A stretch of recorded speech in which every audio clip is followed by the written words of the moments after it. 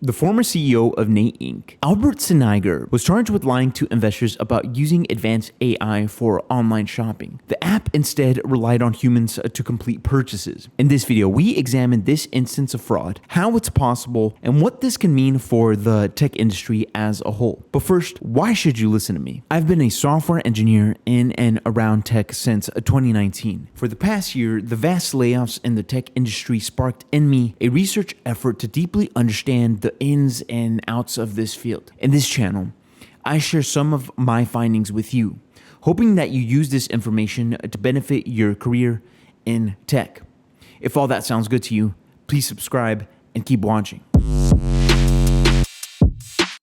Siniger raised more than $40 million from multiple investors based in part on his representations to investors about Nate's development and deployment of AI. Yes, that's $40 million for a fake AI app. Siniger started the company in 2018 and told people the app could complete purchases on any website with just one tap, all thanks to innovative AI technology. However, instead of using real AI, Siniger secretly hired hundreds of workers overseas to manually handle these orders while telling investors the process was automated. According to the U.S. Attorney's Office, Siniger, 35, of Barcelona, Spain, is charged with one count of securities fraud, which carries a maximum sentence of 20 years in prison, and one count of wire fraud, which also carries a maximum sentence of 20 years in prison.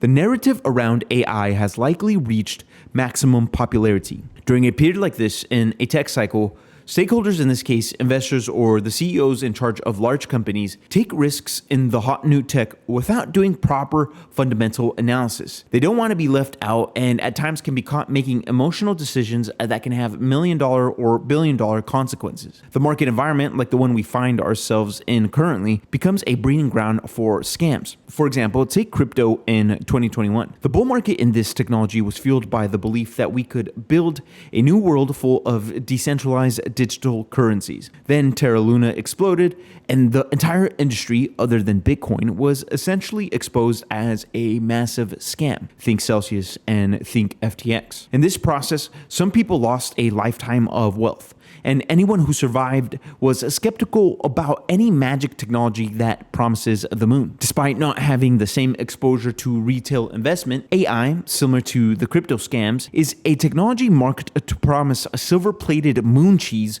served with white gloves and a refreshment towel. In comes Siniger and Nate, who say all the right buzzwords and make all the right fake promises of what the technology can do. Then, $40 million later, anyone who gave this guy money ends up being played like a country fiddle. Ba-da-ba-dum. In sum, scams like Nate occur when a narrative around a technology becomes so intense that FOMO overpowers an investor's decision-making process. Fundamentals are ignored and money is recklessly spent on promises, not reality.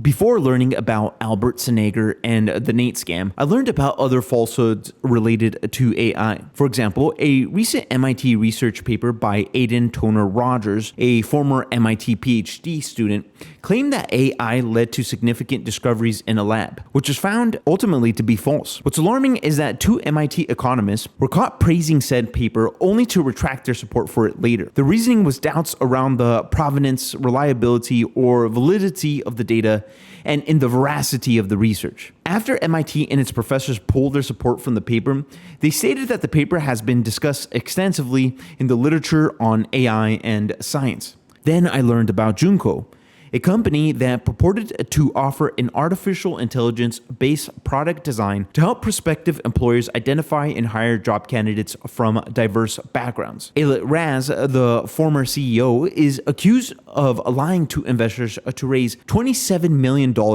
by falsely claiming her company had more customers and higher revenue than it did. Raz now faces serious charges in New York for securities fraud and wire fraud, each carrying a maximum sentence of 20 years in prison. My base case is that cracks in AI confidence are starting to show. Once a greater audience becomes aware of this kind of story, the ensuing doubt and fear may lead to questioning the validity and prospects of AI. If this fear turns into panic, suddenly a bubble you didn't even know you were a part of bursts, and everyone is running to the exits. For additional context, Michael Burry, who bet there would be a mortgage crisis in 2008 and made tons of money off of it, is bearish on Nvidia. According to Yahoo Finance, Scion Asset Management, his investment firm, is betting on a sell-off in major tech names, buying bearish put options on Nvidia.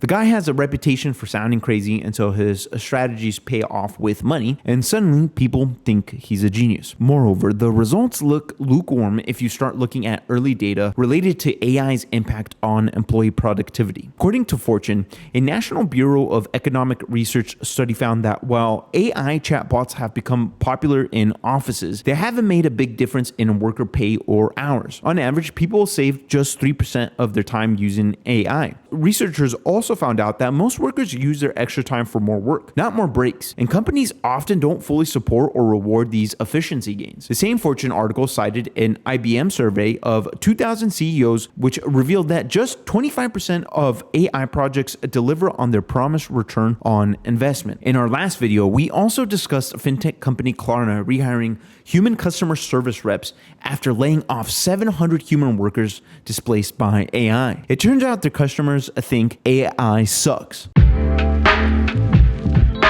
How much more BS can we take? Okay, I'm being dramatic, but there is a lot to consider when it comes to AI. Overall, it's a real technology with real potential, but I also think it's hard to differentiate between truths and falsehoods at this point in the market. This can lead to a great deal of confusion for tech professionals and make it hard to plan for the future of our careers in technology. That's why I've developed a free, in-depth tech jobs report that dives deeply into AI from a non-hype, down-to-earth perspective.